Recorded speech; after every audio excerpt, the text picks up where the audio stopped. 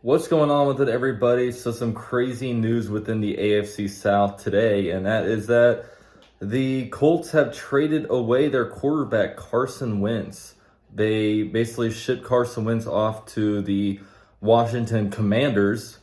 First time I think I said Washington Commanders on the channel.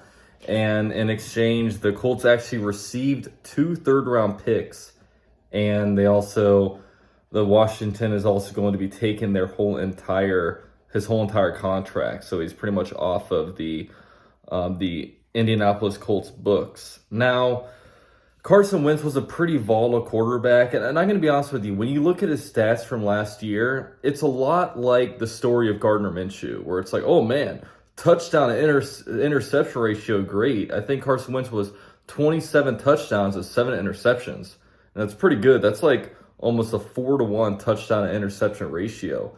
But what you really have to look at is if you're somebody that actually watches Indianapolis Colts games week in, week out. Carson Wentz was a guy that folded during the most important times of the game. You know, I mean, there were multiple games where they lost essentially because of Carson Wentz, and they also probably lost because Carson Wentz didn't elevate the team to the next level. And that's exactly what happened with Carson Wentz, and I think the ultimate microcosm of last season for them was the loss to Jacksonville. You know, week 18, they're playing a 2-14 Jacksonville Jaguars team who should be mailing it in, while the Colts, on the other hand, had to beat the Jaguars and get into the playoffs. And they don't. And not only did not beat the Jaguars, they got completely smoked by the Jaguars. The Jaguars outplayed them at every position, offense and defense. It was just a rout. You know what I mean? It looked like the Jaguars were the team playing to get into the playoffs, and the Colts were the team that was vying for the number 1 overall pick. So now Carson Wentz is over in Washington. You had to feel for Washington fans because they wanted Aaron Rodgers. They swung and missed. They wanted Russell Wilson. Obviously, they couldn't get him, and now they're kind of scraping. And I know the feeling. I mean, I know the feeling as Jaguars fans about not having a quarterback. And while, Trevor Lawrence hasn't necessarily proved that he is a franchise quarterback just yet, I think a lot of us feel pretty comfortable that Trevor Lawrence is going to be pretty good in this league. And I know we're all pretty excited for his upside. And look, I mean, Washington, they had their chance. I mean, back in, 2020, they had a number two overall pick, and they picked Chase Young. Pretty good pick, but a few picks later, Justin Herbert went. And, now they're kind of in desperation mode to get a quarterback. So Carson Wentz over to Washington. We'll see how his career fits, but now we had to figure out what's the next step for the Colts. Obviously, whoever the Colts get at quarterback is going to greatly affect the Jaguars because they're in the division. Some names that are being thrown out there. I know Jim Irsay, with the Colts right now, you either have to look at it from two things. Do they want to tank like the Jaguars did and get number 1 overall pick and, try to look at a quarterback next year, or do they want to win now? And it looks like Irsay wants to win now, and he made it be known that he wants to go out there and really get that difference maker quarterback. But now all the game changers, whether it be Aaron Rodgers or Russell Wilson, those are really the 2 guys. Deshaun Watson, I don't think there's any chance because, I mean, you talk about a lot of times teams don't like to trade their own players within a division. But in the NFL, when you have a quarterback, you don't even want to trade those quarterbacks within your conference. That's a big reason why Russell Wilson is in Denver instead of Washington right now, because they wanted to basically get him out of the NFC.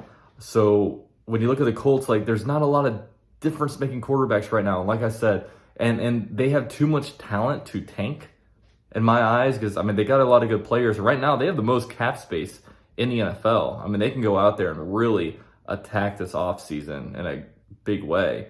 But will they do it? I don't know. Some options, they could trade for Jimmy Garoppolo.